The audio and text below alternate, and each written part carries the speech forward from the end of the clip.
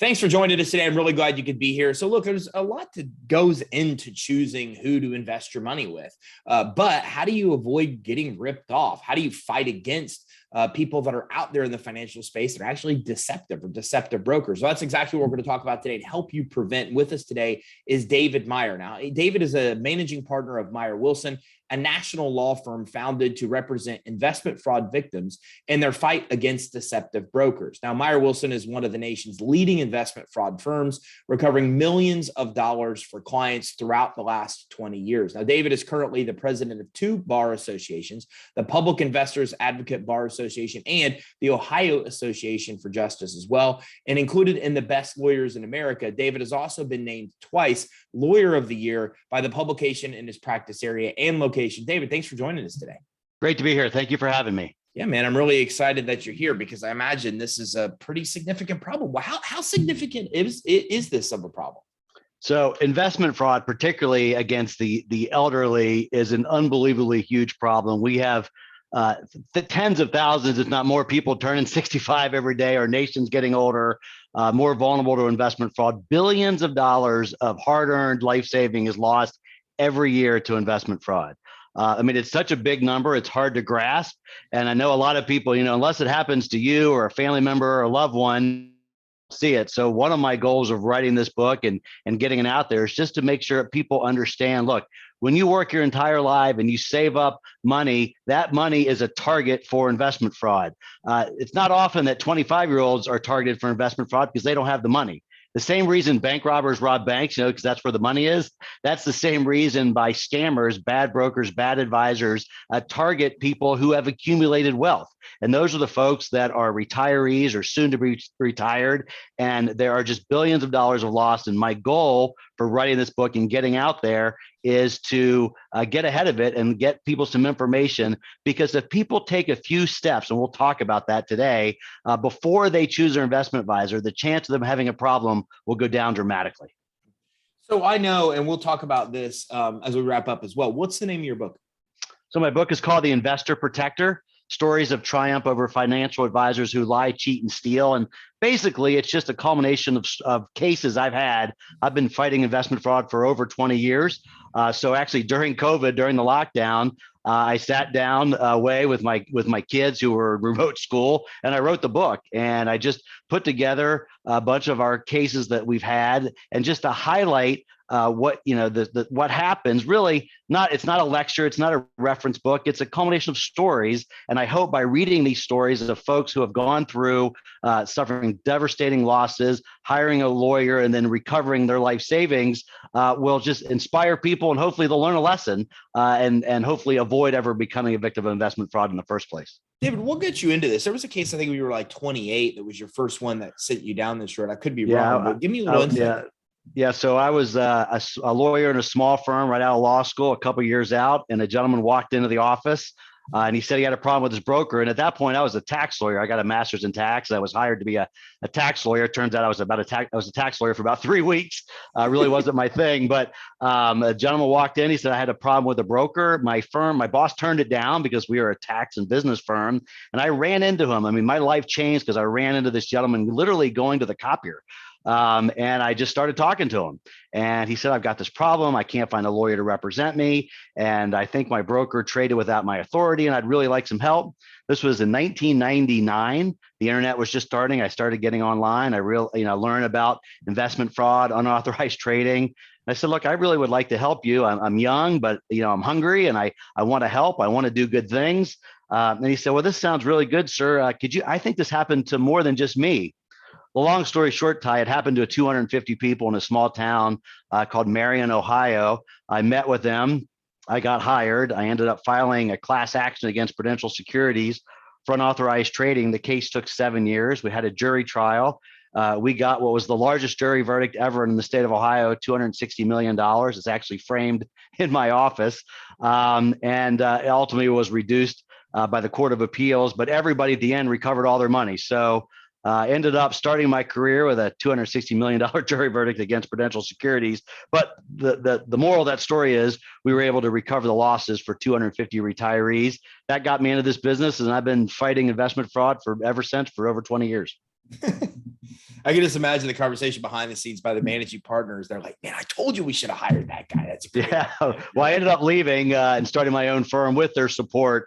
But, as my kids get older, this is what I teach them about opportunity. I mean, hadn't I not talked to this gentleman and started a conversation with him, my life would have taken a completely different turn. So a lot of life lessons there in terms of career and opportunity. But I've been just extremely fortunate. I've had over 1,000 cases. We now have 8 lawyers. And we represent people all over the country, and it's rewarding to do the work. But I wrote the book because once folks, Tyre, referred to me, they've already suffered the devastating loss as a result of the brokers. So the point of the book is I want fewer people to ever need to hire a lawyer like me. And if folks read this book, go through some of the steps, I mean, the chance they'll ever need someone like me goes down dramatically, because it's so easy to do a couple things just to reduce your chance of ever becoming a victim of investment fraud. We get calls every week. I'm not kidding you. Every single week by folks who have lost money. And I just know that if they just would have done a couple things, they never would have been in this situation. And by reading this book or just getting some information out there, I think we can do some good. So what steps should somebody take from the beginning when hiring a financial advisor to try to protect themselves? So great question. So most people begin their financial literacy process when they come in contact with individuals employed by the financial services industry. So they're already at a disadvantage because they're sitting down with an advisor or a broker and that's their first introduction into the industry. And my hope is, hey, look, stop. Before you sit down with a broker at ABC Brokerage Firm, an investment advisory firm, do some homework. So everybody can check their broker or investment advisor online for free, sitting in their pajamas in the living room. There's a lot of problems with the financial service industry, but one thing they do better than any other profession is they have access online to the brokers to find out whether they're licensed, what state they're licensed in, whether they've had any customer complaints filed against them, whether they've had any regulatory issues. You can't do that with lawyers, doctors, accountants, architects, none of them. This is the only profession, as they should. I mean, they have your entire, life savings at their, they're managing. So it's important, but most people never do it. So you can go to brokercheck.org. It's run by the securities regulators called FINRA. And you could type in the broker's name and the name of the firm they work. And you can look literally for free. You could do it all day if you want. Nobody does that, or very few people do that. So if you're looking up a broker you get referred, look them up on brokercheck.org, see if they have complaints, see if they work for a decent sized firm. That one step will reduce the chance you'll ever become a victim of investment fraud by a significant amount. So check your broker, find out if they have any bad history with complaints. And if they have more than 1 or 2 complaints, go somewhere else. Make sure they work for a large firm. Everyone knows of the Merrill Lynch's, the Wells Fargo, the large firms, but there are hundreds, if not thousands, of other tiny firms out there. One of the biggest problems about this industry, Ty, is that you'll find somebody who's with a firm, but if the firm is really tiny, then if you have a problem, you hire a lawyer like me, we go forward, we win a case, then they go out of business. Listen to this statistic. About 30% of the judgments that we obtain, that all of us obtain against financial advisors and brokerage firms, go unpaid, which means about a third of the time you actually have a problem, get a lawyer, go through the process of getting a judgment against that financial advisor. About 30% of them go unpaid because some of these firms are so small. So it matters who you hire in terms of a brokerage firm. If you go with a huge firm that we all know of, and God forbid there's a problem, you hire a lawyer like me, that firm has enough capital, enough money, or maybe even insurance to pay for that. But most people don't know that. So you got to do a little bit of digging because, and this is surprising to most people, there is no requirement that brokers or financial advisors have insurance. I can't practice law without legal malpractice insurance. You can't drive a car without auto insurance in most states, but you can manage millions or hundreds of millions or billions of dollars of people's life savings, Ty, with zero insurance. So look up your broker, look up the financial advisor, look up the firm to make sure it's a large firm that will have the ability, God forbid there's a problem, to recover. So those are a couple steps right there that most people don't do that will really help prevent a problem. So what are some of the warning signs we're looking for of, possible fraudsters? First of all, never invest your money with somebody who's not licensed. And it sounds, I mean, you might hear that and go, who would do that? I'm telling you, every week, people meet people, at church, at synagogue, on the internet, social media, and invest money. It happens all the time. So never, ever invest money with somebody who's not licensed by either your state regulator or the SEC or FINRA, depending on their financial, whether their professional designation is. So that's right there. Never invest with anyone who is not licensed to sell securities. Also, never invest with somebody over the phone. Everyone's heard stories of, in Long Island, stereotypically the phone calls of the people calling, the cold calls from the boiler rooms and all that. That still exists. Now it's going to social media. Never invest with anyone that connects with you on social media, that calls you out of the blue on your cell phone. There are plenty of solid, legitimate, reputable financial advisors down the street, wherever you live in this country, that you can go see. Make sure you sit down with somebody. They have a real office. They're affiliated with somebody. Again, this might sound basic, but I'm telling you, there are thousands of people who become victims, lose their money by unlicensed folks who have no business selling investments. So that's the number one goal. And then make sure that you understand what you're buying.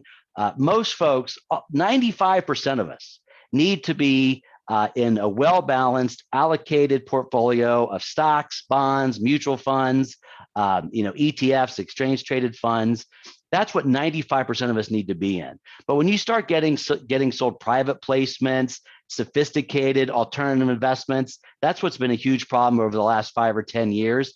So most of us never need to be invested in things we don't understand. If you don't need to exactly know how every mutual fund and ETF works, but these private investments with, all these complicated disclosures, 95% of us don't need any of that. We don't need variable annuities. We don't need variable life insurance products. We don't need private placements. We don't need all these complicated investments.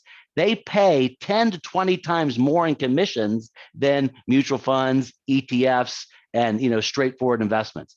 So the reason why they're sold is not because they're appropriate, it's because they pay so much commissions. Well, in what you do in a lot of the cases you talk about in the book, what are the most common forms of misconduct you run into out there? So if you work for 30 or 40 years, let's say you saved $1 million and you've rolled that over from your 401k, so you don't really have experience in investing other than in your 401k, and you meet with a financial advisor, that advisor has an obligation to recommend and implement an investment portfolio that's appropriate for you, given your life circumstances, your risk tolerance, your investment objectives, your health, your tax situation, and that needs to be an appropriate portfolio. It can't be over concentrated in super risky investments. It can't be risky, complicated investments. So usually we're seeing over concentrations. We call breach of fiduciary duty or negligence when the portfolio that is actually implemented and sold to you is inconsistent with your investment objectives. So if you see wild variations of your investments, either up or down, everyone likes to make money, right? But if you're 70 years old and you've got $1 million that needs to last you for 20 years or more, huge variations in the value of your portfolio is a red flag, because if it's going to go up substantially, what's also likely to happen? It's going to go down substantially. You need a basic portfolio, growth and income, a moderate investment portfolio. So if you see wild swings, you want to stay away from that. Most of us don't need to be in margin. We don't need to be borrowing money. But margin is a big money maker for brokerage firms because they get interest and the broker gets money if they loan you money based on the collateral of your portfolio to buy stocks. So we don't want to do that. You don't want, again, stay away from these variable annuities. So complicated investments that you don't understand, large variations in your portfolio up and down, a lot of trade confirmations. Most of us don't need to be trading in and out of portfolios. But again, brokers who have bad intent want to buy and sell a lot to increase their commissions. So when you come back in, what's typically done in your process to be able to recover the losses? Is it possible to be able to do that, really? So great question. So most of us don't know this, but when you sign up with a brokerage firm or an investment advisor, on the back of page 10 in small print that you don't read, there's a provision where you're giving up your right to go to court if there's a dispute between you and the brokerage firm. So all brokerage firms and most investment advisors in this country have mandatory pre-dispute arbitration provisions in their customer agreements, which means if you have a problem with a Merrill Lynch or Wells Fargo or Raymond James or anybody, E-Trade, anybody, you can't go to court. So you can't hire a local lawyer that might be a personal injury lawyer or whatever it is and go to your local courthouse and file a case. You have to go to arbitration. And that arbitration is governed by FINRA, the Financial Industry Regulatory Authority. Those are the folks who administer this mandatory binding arbitration process, which means lawyers like me, I'm a FINRA arbitration lawyer. I'm a securities fraud arbitration lawyer because 99% of the time you can't go to court. So it's an arbitration process, it's binding, and it's mandatory. Now, the good part is a lot of court cases can take, like the one we talked about, Ty, took 7 years. Court cases, particularly now with COVID and the backup, can take 2, 3, 4, 5 years. These arbitration cases against investment advisors and brokerage firms take average of 10 to 14 months. So it's a shorter process. And so you need, if God forbid you have a problem, you need to go to somebody who has a lot of experience doing mandatory securities fraud arbitration. In the process, you come in, we review documents. Most of this is done because we do this throughout the country. It can be done on Zoom. It can be done on telephone calls. I want to see the investment statements. I want to see what's going on. And if there's a problem, we file the arbitration and the case proceeds. Much like a court case, you have arbitrators, you've got discovery where you exchange information. Most of these cases settle ultimately at a mediation, but then if not, you have a final hearing, which is akin to a trial, but instead of going to courthouse with a judge or a jury, you go into an arbitration room, the lawyers present their case, you have testimony, evidence, cross-examination, much like a trial, just it's a private trial. And the good news is, if you win your case against your financial advisor in this mandatory arbitration process, it's binding and you'll get paid within 30 days or you'll shut the firm down. So it's a pretty efficient process. There are pluses and minuses, but we're all forced to go through it because of the contracts we sign when we hire our advisors. What percentage of cases off the top of your head usually get to the point where there is that actual trial per se? So we settle about 85 or 90% of our cases prior to a hearing. A lot of that is, just case selection. We take cases on a contingency fee, meaning we only get a fee if we obtain money. So we're very careful to make sure that we only pursue meritorious claims, that we believe we can prevail and recover a significant amount of money. It doesn't do anybody good, any good to take a case if we're going to lose. It doesn't help the client. It doesn't help the lawyers. So there's an incentive to be very, very careful about selecting cases that we believe will prevail. And then because lawyers like me, I've been doing this a long time. The lawyers here have been doing this a long time. We have relationships with the lawyers on the other side and the experts and the arbitrators and the mediators. So because of our reputation and our experience, we settle most of these cases after doing discovery, getting all the evidence we need, making sure we understand the damages. Most of these cases settle prior to a hearing, but about 10 or 15% go to a hearing. And you need a lawyer that has actual experience. Like, you're not going to hire a lawyer for a car accident case that's never tried a case, right? There's a lot of lawyers that just settle cases to settle cases. So you need lawyers that have experience going all the way to a hearing. We try 3 or 4 cases a year. At least in the last year, we've tried 3 or 4 cases. That's about average for what we try. We settle the rest. So you need lawyers that actually have experience going all the way, because that'll increase the value of your case from a settlement perspective. What are some of the most memorable cases that you've had? The cases that I remember are unfortunately just the most devastating in terms of, a 95-year-old widow who was blind and very dependent on others gets taken by their financial advisor. We see a lot of folks who are elderly, who they're alone, and their financial advisor, tries to befriend them, starts cutting their lawn, paying their bills, and becoming, sort of their dependent, and then taking advantage of them. And it's rewarding to get in there. And most of those folks, those cases are really only discovered by a family member or a neighbor, because if you're elderly and you're alone, you've got some cognitive decline, and then those folks are susceptible to fraud, because if somebody befriends them, now they have somebody to talk to. They believe that there's a friend who can help. And look, there are a lot of good people that are doing that legitimately, but unfortunately, there's just a ton of folks who see that as a potential target and who's got money.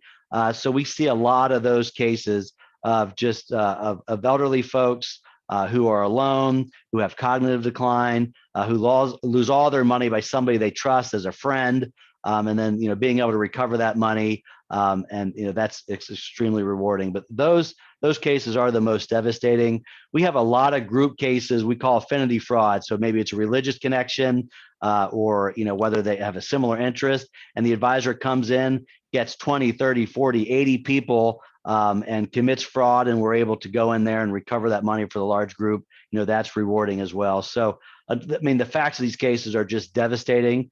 My hope with the book is to try to just reduce these cases from ever happening to begin with. But being able, working with these clients and seeing that the courage that they have to pick up the phone. I mean, people, when I always say, and this is important, because a lot of folks, I bet 80% of the cases out there never even get forward, never even go forward, because folks internalize it. They blame themselves.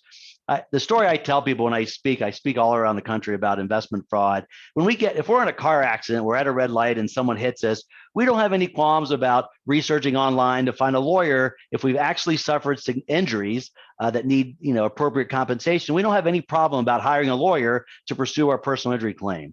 But what I've seen is folks, particularly elderly folks, who lose money as a result of bad actors from a financial advisor. They blame themselves. They internalize it. They think, why did I trust this person? This must have been my fault. So they don't tell anybody. And my hope in getting the word out from this book and all the talking is in the speeches is, look, there's nothing wrong with getting help. And recognizing that it's okay to trust people. We trust people in all things, all aspects of our lives, and in trusting somebody with your life savings and properly invest your money is okay. And if something goes wrong, it's okay to reach out for help.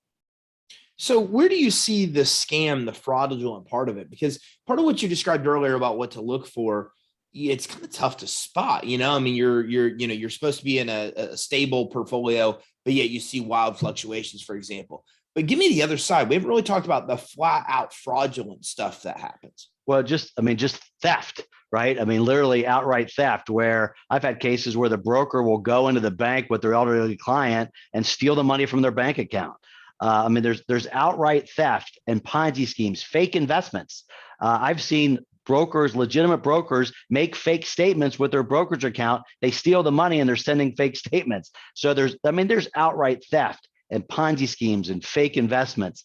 But again, when that happens with somebody who's not licensed, just some random person out in the street, there's nothing I can do, because that fraudster wasn't affiliated with a financial services company. So that's why the first advice is never give any of your money to anyone who's not licensed to sell securities or licensed to give investment advice. Because if you hand your money to some random person you meet on the internet or through social media or through a friend at your church or your synagogue or whatever, and that person's licensed, they steal your money, there's nothing that can be done. So, but theft and Ponzi schemes and fake investments are a real problem, and they're becoming super sophisticated. With computers and all the technology, it's more and more challenging to stop it.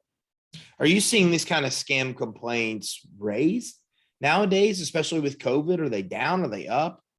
What's the trend? Yeah, so folks are home more, they're by themselves more, so they're more susceptible. I mean, the social media fraud, befriending on Facebook, on Instagram, there's dating sites where folks, over 60 years old, and there's a ton of fraudsters in there. I mean, I've had cases where there's a widow, and they've suffered a loss of their longtime spouse. They now have to manage their money, and they go on a dating site for senior citizens, and someone befriends them and convinces them to wire money overseas. So there's a lot more of that, because people are at home, they're alone, they're going to maybe take a call they shouldn't take or befriend somebody on the social media. So we're seeing a lot of that. Also, the market has really been at all-time highs, and people are nervous about, can this continue? So then you see the rise of the sell of private placements, alternative investments, with the pitch, hey, this market is too hot, it's too heavy, you need to get out of the market and buy this is safe. It's a private investment, guaranteed returns. And there's just a lot of fraud with these alternative investments, what we call private placements. And that's why I said most 99% of us don't need to be in any of this stuff. So there's just a lot of red flags that we need to be careful out there. Well, what are the things we can do now to try to keep ourselves safe? You gave me a lot of great advice, but as we get ready to wrap up, what are some things we should be on the lookout for? We should absolutely avoid that you haven't yet mentioned. So, well, I mentioned it, but the number one protector, the way to almost bulletproof yourself is to look up your advisor on brokercheck.org. Make sure they're licensed. Make sure they work for a large firm. Never invest with anyone over the phone. Never invest with anyone on the internet. Sit down with the person. Make sure they're with a legitimate firm and have a legitimate office. That will solve the majority of these problems. And if you do that and then you have a problem, a lawyer like me can help, because there's a legitimate firm out there who has the ability to pay. But those 3 or 4 things, I'm telling you, from doing this for 20 years, having over 1,000 cases and recovering hundreds of millions of dollars, those few steps will reduce the chance of ever having a problem significantly. David, where can everybody go to be able to learn more? So my book, The Investor Protector, is on Amazon, and then my law firm's website, investorclaims.com. investorclaims.com. I have dozens of videos, informative videos about, what duties do a broker owe somebody? What's the difference between a stockbroker and an investment advisor? What's the difference between a brokerage firm and an investment advisory firm? What obligations do brokers owe? What are variable annuities? We have tons of informative videos on investorclaims.com, and my book, The Investor Protector, is available on Amazon. Perfect. Thanks for coming on with us today. Great to be here. Thanks for your time. All right. So listen, this is a real problem. And if you're listening, watching, then there's a lot of things that you've learned of what to look out for. But if you think that you have any concerns that you've already been a victim, or you're somewhere in the process of being a victim of what we talked about today, make sure you get in touch with David and his team through investorclaims.com. That's investorclaims.com. On the show resources page, I'm also going to put a link to brokercheck.org. And then I'm also going to put, that is right? It's brokercheck.org. Yes. And then also I'm going to put a link to David's book, The Investor Protector, on here as well. Make sure you grab his book. A lot more insight of what we've talked about here, but it's more of a story format. You can actually really see the real cases, which to me helps you better relate to real world scenarios that you may run into. So make sure you grab the book, The Investor Protector, and make sure you go to investorclaims.com. There's so much stuff out of investorclaims.com. There's a video sitter, there's case results, there's just so much information that can help you here, that make sure you go visit there. And it's really easy to get in contact as well if you have concerns about what's happening, or maybe you've already been a victim. So make sure you visit investorclaims.com, and don't forget to grab the book as well. And don't forget to just check with any broker that you're working with now, or you even think about working with, at brokercheck.org. Thanks for tuning in. Have a great day.